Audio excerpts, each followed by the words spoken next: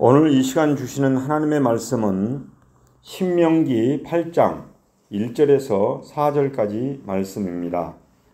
구약성경 273면, 274면에 나와 있습니다.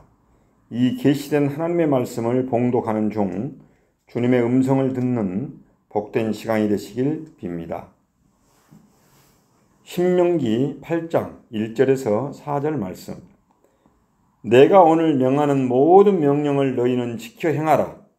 그리하면 너희가 살고 번성하고 여호와께서 너희의 조상들에게 맹세하신 땅에 들어가서 그것을 차지하리라. 내 하나님 여호와께서 이 40년 동안에 내게 광야의 길을 걷게 하신 것을 기억하라. 이는 너를 낮추시며 너를 시험하사 내 마음이 어떠한지 그 명령을 지키는지 지키지 않는지 알려 하심이라. 너를 낮추시며 너를 줄이게 하시며 또 너도 알지 못하며 네 조상들도 알지 못하던 만나를 내게 먹이신 것은 사람이 떡으로만 사는 것이 아니요 여호와의 입에서 나오는 모든 말씀으로 사는 줄을 내게 알게 하려 하심이니라. 이 40년 동안에 내 의복이 헤어지지 아니하였고 내 발이 부르트지 아니하였느니라. 아멘. 서로 이렇게 한번 인사하겠습니다. 벚꽃 활짝 피는 봄이 왔습니다. 벚꽃 활짝 피는 봄이 왔습니다. 사랑합니다. 축복합니다. 사랑합니다. 축복합니다. 오늘은 설교의 서문으로 지금 강원도 인제에서 군 복무 중에 있는 5번째 아들 순인이에게 보냈던 그 유문 편지를 읽어 드림으로써 설교를 시작하고자 합니다. 제목은 눈 속에 피는 꽃입니다. 동양 고전인 맹자에 나오는 역사의 큰 일을 맡아서 쓰임을 받은 인물들에 대해서 돌아보며 힘든 군 생활에서 힘을 얻었으면 한단다.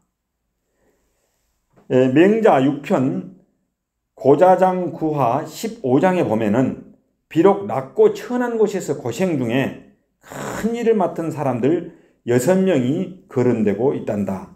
가장 먼저 등장하는 순은 이 순인이 너의 이름 그 순자가 여기 순이금에서 발췌한 것이란다.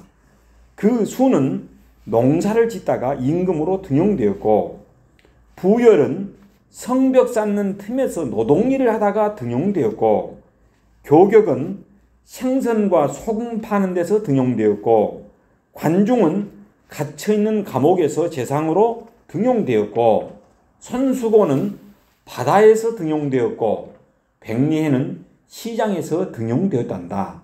그러므로 하늘이 장차 어떤 사람에게 큰 일을 맡기라 하실 때에는 반드시 먼저 그 마음과 뜻을 괴롭게 하고 필선고기심지하며 그들의 근육과 뼈를 힘들게 하고 녹이 근골하며 그의 몸과 배를 줄이게 하고 악이 체보하며 그 몸을 궁핍하게 하여 공핍귀신하여 그 행하는 일마다 힘들고 어렵게 하나니 행불난 기소히 하나니 그것은 그 마음을 움직이고 성질을 참게 하여서 소위 동심인성하여 이제까지 불가능했던 일들을 능히 다 해낼 수 있도록 힘을 길러주기 위한 하늘의 뜻이란다.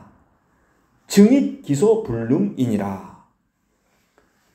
군 복무 중에 있는 아들 순이나 고난과 고통은 오히려 삶의 향기를 풍기게 한다. 인생의 향기가 극한 사람은 매서운 고난과 시련을 잘 극복하고 오뚜기처럼 일어선 사람들이다. 역동적인 삶을 살아온 사람들이다.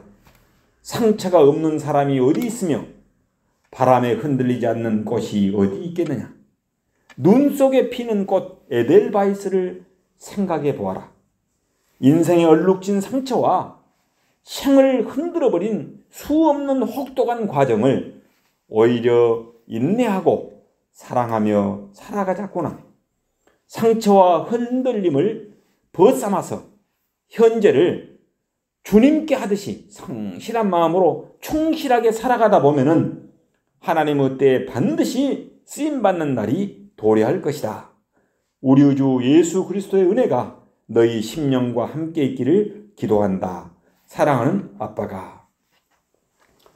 하나님께서 사랑하는 여러분, 오늘 봉독했던 이 본문의 말씀은 출애굽 광야 생활 중에 하나님의 은혜를 돌아보고 순종을 촉구하는 그런 내용과 이스라엘이 장차 차지할 풍요한 땅에 대해서 소개하고 있는 그런 내용입니다. 하나님께서는 이스라엘 백성들에게 40년의 광야의 길을 걷게 하신 것을 기억하라라고 말씀하십니다. 광야에서 40년의 세월은 그냥 지나가는 덧없는 세월이 아니라 이스라엘 백성들에게 새롭고 큰 교훈을 주기 위한 귀중한 시간이었습니다. 젖과 꿀이 흐르는 가나안 땅은 성경에서 영원한 천국을 예표한다는 점에서 오늘 본문의 약속은 현대를 살아가고 있는 우리 성도님들을 향한 약속이라고도 할 수 있습니다. 오늘 현대를 살아가는 우리들도 이스라엘 백성들처럼 지나온 광야 생활을 돌아보면서 기억해야 할 것과 교훈을 삼아야 할 것을 깨닫고 발견하는 그런 시간이 되시길 바랍니다. 첫 번째, 광야의 이 40년은 이스라엘을 하나님 앞에 낮추는 시간이었습니다. 다 함께 한번 따라하겠습니다. 겸손한 사람이 되게 하소서. 겸손한 사람이 되게 하소서. 이스라엘이 출애굽하여서 가나안에 들어가기까지는 몇 년이 걸렸냐? 40년이라는 기나긴 세월이 걸렸습니다. 그 가운데 정처 없이 방황하는 그런 기간만도 무려 38년이나 됩니다. 매일같이 눈을 들어 바라봐도 보이는 것은 오직 하늘과 광야뿐이었을 때 그들의 그 심경은 참으로 막막하기 그지없었을 것입니다. 오늘 본문 2절에 보면은 하나님께서 이스라엘 백성으로 하여금 40년 동안 광야의 길을 걷게 하신 목적이 나오고 있습니다. 2절 말씀 제가 한번 봉독하겠습니다. 내 하나님 여호와께서 이 40년 동안에 너로 광야의 길을 걷게 하신 것을 기억하라. 이는 너를 낮추시며 너를 시험하사 내 마음이 어떠한지 그 명령을 지키는지 아니 지키는지를 알려 하심이라. 3절 너를 낮추시며 너로 줄이게 하시며, 여러분 여기에서 2절 중반절에 보면은 너를 낮추시며 너를 시험하사, 또 3절 전반절에 보면은 또 너를 낮추시며 너로 줄이게 하시고라고 기록되어 있습니다. 이러한 목적 중에 하나가 바로 그들을 낮추시기 위해서 하나님께서는 광야 40년 동안을 훈련시켰다는 것입니다. 너를 낮추시며 이는 역으로 이스라엘이 하나님 앞에 교만했음을 의미하고 있습니다. 그들은 목이 곱고 강팍한 백성이었습니다. 그들은 수시로 자기 뜻대로 행하려 하였으며 하나님 앞에서 교만하게 행동했습니다. 결국 그로 인해서 이스라엘은 1, 2년이면 들어갈 수 있었던 그 가나안 땅을 무려 몇 년? 40년이나 걸려서 들어가게 되는 어처구니 없는 결과를 자초하게 되었습니다. 이스라엘의 40년 광야 생활은 평탄하지 못했습니다. 고난과 많은 어려움들이 있었고 넘어짐과 아픔의 시간들이었습니다. 그리고 모든 고난과 역경, 넘어짐과 실패들이 하나님께서 이스라엘을 낮추시고 시험하사 내 마음이 어떠한지 그 명령을 지키는지 아니 지키는지를 알려 하심이라고 말씀하고 계십니다. 하나님은 겸손한 자를 긍휼히 여기시며 들어 사용하십니다. 하나님께서 사랑하는 여러분, 하나님께서 주시는 이 광야의 고난은 까닭없는 채찍이나 벌을 주는 것이 아닙니다. 하나님께서 원하시는 것은 우리가 조금 더 낮아져서 조금 더 은혜의 자리로 나아가는 것을 원하십니다. 우리의 교만과 독선을 버리고 하나님 앞에 낮아지는 겸손한 사람들이 되시기를 예수 이름으로 기원합니다. 지난날의 실패와 넘어짐도 긴 인생의 여정에서 보면은 결코 나쁘지 않습니다. 왜냐하면은 하나님께서 우리를 겸손하게 낮추시려는 것이기 때문입니다. 그리고 그 실패와 아픔들이 하나님께서 우리를 하나님의 형상이 담긴 큰 그릇으로 만들어 가기 위해서 빚어가는 과정이라고 깨닫게 된다면 이는 하나님의 놀라운 은혜인 것입니다.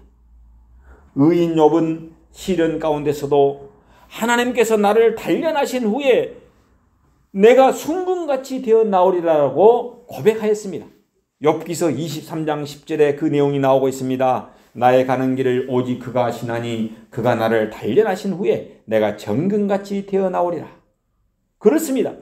하나님께서는 우리를 겸손하게 낮추시는 것은 더욱 귀하고 존귀하게 쓰시기 위한 것입니다. 주님 앞에 겸손히 행함으로 높임을 받으시기를 바랍니다.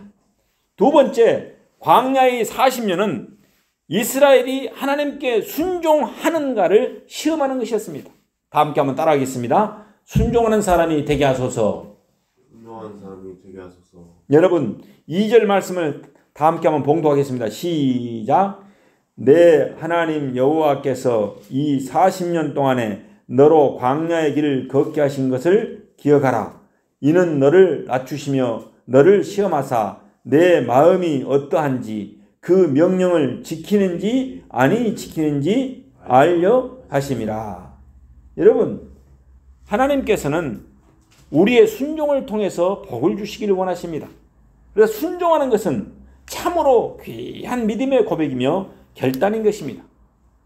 가장 좋은 믿음의 증거는 순종입니다. 하나님께서는 순종하는 자를 기뻐하시고 순종하는 자를 통해서 일하시고 역사합니다. 여러분, 자녀들도 어떻습니까? 부모님에게 순종하는 자녀에게 우리 부모님들은 더 많은 것을 주고자 합니다. 우리 모두 좋으신 하나님의 말씀에 순종함으로 신명기 28장 1절에서 14절의 축복을 받아서 그 축복을 누리고 나누고 베풀고 흘려보내시기를 바랍니다. 아브라함의 순종, 사무엘의 순종, 다윗의 순종, 죽기까지 순종하셨던 예수 그리스도의 그 순종을 본받아서 성령님의 능력을 힘입어 순종함으로 하늘의 신령한 복과 땅의 기름진 축복을 받아서 흘려보내시는 축복의 통로가 되시길 예수 이름으로 축원합니다. 여러분, 세 번째로는 이 광야의 40년은 하나님만을 전적으로 의지해야 한다는 것을 우리에게 가르쳐주고 있습니다. 다 함께 한번 따라하겠습니다. 하나님을 전적으로 의지합시다. 하나님을 전적으로 의지합시다. 4절 말씀을 다 함께 한번 봉독하겠습니다. 시작. 이 40년 동안에 내 의복이 헤어지지 아니하였고 내 발이 부르트지 아니하였느니라. 여러분, 하나님의 공급하심이 끊임없이 계속되어 왔기 때문에 결코 의복이 오래되어서 낡아 떨어질 때까지 입은 적이 없었다는 그런 의미입니다. 자신들이 입을 옷을 지을 재료를 공급해 주시는 하나님의 풍성한 은혜로 말미암아서 늘 새 옷을 지어 입을 수 있었던 것입니다. 여기에서 이 발이 부르트지 아니하였다 해서 이 부르트지란 말로 번역된 히브리어 바체카는 부르트지가 뭔 말이냐면 붓다, 물집이 생기다라는 그런 뜻입니다. 여러분, 발에 물집이 잡히는 것은 무엇 때문에 생깁니까? 장거리 여행을 하는 경우에 생길 수 있는 자연스러운 현상입니다. 오래 걸으면 어때요? 발에 물집이 생겨요. 그래서 부르트게 됩니다. 그러나 광야에서 40년 동안 길고 긴 그 험한 여정에도 불구하고 이스라엘 사람들은 발에 물집이 잡히지 않았다는 것은 하나님께서 무리하게 인도하지 않았다는 그런 말씀인 것입니다. 하나님께서는 이스라엘 백성들이 입을 의복뿐만 아니라 그들이 신을 신발까지도 끊임없이 공급해 주셨다는 그런 말씀입니다. 하나님께서 사랑하는 여러분, 하나님을 전적으로 의지하며 모든 것을 맡기고 매달릴 때 자신의 불완전함을 알 때 우리는 그렇게 맡기게 되고 매달리게 됩니다. 의지하는 환경, 가지고 있던 소유, 기대했던 것들이 불완전하고 헛되다는 것을 깨달을 때 우리는 하나님 앞에 순종함과 겸손함으로 다가서서 전폭적으로 모든 것을 완전하게 맡기게 됩니다. 이스라엘 백성들은 광야에서 만나를 먹을 때마다 하나님의 은혜를 생각했습니다. 그들이 광야의 길을 지나올 수 있었던 것은 전적으로 하나님의 은혜였습니다. 그 증거가 바로 무엇이냐? 만나. 이 만나 의미를 보면은 이 마후, 히브리어로 마후라고 하는데 이것이 무엇이냐? 만나가 하늘에서 공급됐습니다. 그래서 이 만나를 이 증거가 무엇이냐? 만나입니다. 만나를 주신 것은 뭔 말이냐? 사람이 그 육의 양식, 떡으로만 사는 것이 아니요 여호와 입에서 나오는 말씀, 영의 양식으로 사는 줄을 깨닫게 하신 것입니다. 광야에 40년 동안 이스라엘 백성들은 고난을 겪으면서 하나님께 전적으로 의지하는 것을 배웠습니다. 그래서 저는 찬송가 536장 죄짐에 눌린 사람은 이 찬송을 제가 참 좋아하고 자주 부릅니다. 죄짐에 눌린 사람은 다 주께 나오라. 주 말씀 의지할 때에 곧 평안 얻으리. 의지하세 주 의지하세. 구하시네 곧 구하시네. 여러분 주님을 의지함으로 평안을 얻으시기를 바랍니다. 아멘. 하나님께서 사랑하는 여러분, 지나온 시간들을 돌아보면서 하나님을 전적으로 의지한다는 것을 깨닫는 시간이었다면 우리는 다시 희망의 내일을 기대할 수 있습니다. 왜냐하면 그 깨달음이 비로소 하나님의 약속하신 축복을 성취할 수 있는 길이기 때문입니다. 내가 오늘 명하는 모든 명령을 너희는 지켜 행하라. 그리하면 너희가 살고 번성하고 여호와께서 너희 조상들 아브라함, 이삭, 야곱에게 맹세하신 땅에 들어가서 그것을 차지하리라고 약속하셨습니다. 이스라엘 백성들이 율법을 실천하는 삶을 지속적으로 지켜나갈 때, 하나님의 말씀에 순종할 때 자손이 번성하는 축복을 받았습니다. 가나안 땅에 들어가는 그런 축복을 받았습니다. 신약시대에 와서는 그리스도 안에서 모든 말씀이 성취되었습니다. 그래서 율법을 지킨다는 것은 그리스도를 내 삶의 주인으로 모시고 살고 주님께 영광을 돌리며 사는 것입니다. 우리 모두 예수님께서 그 율법 전체를 딱 두 마디로 말했죠. 하나님 사랑, 이웃 사랑. 이 하나님 사랑과 이웃 사랑의 삶을 실천함으로써 천국에서 영원한 생명의 축복을 받으시길 바랍니다. 하나님께서 사랑하는 여러분, 부활절 둘째 주일을 맞이하는 이때 우리 자신을 한번 돌아보고 지금까지 인도해 주신 하나님을 바라보시길 바랍니다. 그래서 이제부터는 우리 자신을 하나님 앞에 겸손히 낮추고 전적으로 순종하며 하나님을 의지함을 통해서 하나님께서 주시는 한량없는 은혜와 축복을 누리고 나누고 흘려보내면서 희망찬 내일과 미래를 건설해 나가는 천국의 시민들이 되시기를 바랍니다. 하나님께서 사랑하는 여러분, 다 함께 한번 따라합시다. 자, 한번 따라하겠습니다. 하나님 앞에서 낮아지는 겸손한 사람이 됩시다. 하나님 앞에서 낮아지는 겸손한 사람이 됩시다. 하나님의 말씀에 순종합시다. 하나님의 말씀에 순종합시다. 하나님만을 의지합시다. 하나님만을 의지합시다. 이제 하나님과 막혔던 관계가 회복됨으로써 신명기 28장 1절에서 14절의 축복을 받아서 그 복을 누리며 살아갈 뿐만 아니라 그 복을 나누며 흘려보냄으로써 축복의 통로자들이 되시길 예수 이름으로 축원합니다. 고난의 광야 학교의 시를 낭독함으로 설교를 마치고자 합니다. 고난의 광야 학교. 아브라함은 이삭을 기다린 지 25년, 노년 광야에서 얼마나 조급했을까? 요셉은 총리가 되기까지 종살이 13년, 보디바르 집 광야에서 얼마나 외로웠을까? 모세는 미디안 양치기 40년 동안 시내 광야에서 얼마나 지루했을까?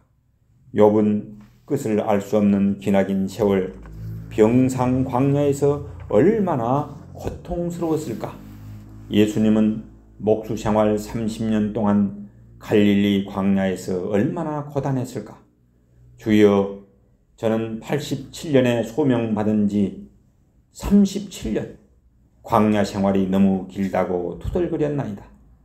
하나님 아버지시여, 믿음의 선진들의 인생 여정을 돌아보니 지도력을 갖춘 믿음의 선진들에게도 하나님께서 광야의 수업을 시키셨음을 알게 되었나이다. 광야에서 말씀과 기도로 성령님께 길들여진다는 사실을 알게 되었나이다. 하나님이 세우신 사람들은 광야 학교를 통하여 만들어진다는 것을 깨달았나이다. 주여, 광야는 사자 같은 사람을 양 같은 사람으로, 굴뚝새 같은 사람을 독수리 같은 사람으로 만들고 변화시키는 곳이기에 반드시 하나님의 사람들은 통과해야만 하는 곳임을 깨달았나이다. 광야는 마음이 강팍한 사람이 심령이 가난한 사람으로, 영혼이 메마른 사람이 상한 심령을 갖는 애통하는 사람으로, 매사에 성급한 사람이 땅을 기업으로 받는 온유한 사람으로, 하나님을 볼 수 없는 죄악에 물든 사람이 마음이 맑고 청결한 사람으로, 자기의 의를 주장하며 살던 사람이 하나님의 의에 줄이고 목마른 사람으로 변화되고 탈바꿈되고 만들어지는 것이 광야 학교임을 깨닫게 되었나이다. 저 이제 비록 미래가 보이지 않는 오리무중 같은 광야의 길이라 할지라도 하나님께서 준비하시고 예정한 고난의 광야 학교라면은 기꺼이 광야 학교를 졸업하겠나이다. 함께 기도하겠습니다. 여호와 이레 하나님 아버지, 오늘 주시는 말씀을 통해서 우리가 광야 생활의 유익과 광야 학교의 필요성을 깨닫게 해주시니 무한 감사를 드립니다. 믿음의 선진들이 반드시 거쳐야 했던 광야 학교를 우리들도 졸업하게 하옵소서. 광야를 통해서 하나님 앞에 낮아지는 겸손한 사람이 되게 하옵소서. 광야를 통해서 하나님의 말씀에 순종함으로 복을 받게 하옵소서. 광야를 통해서 하나님만을 전적으로 의지하게 하옵소서. 그래서 우리 모두 광야 학교를 졸업하고 하나님께 복을 받는 사람들이 되어서 이제 남은 삶은 그 복을 누리고 살 뿐만 아니라 나누고 베풀고 살아가는 축복의 통로로 마음껏 사용하여 주옵소서. 부활이요 생명이 되시는 예수 그리스도 이름 받들어 기도드리옵나이다.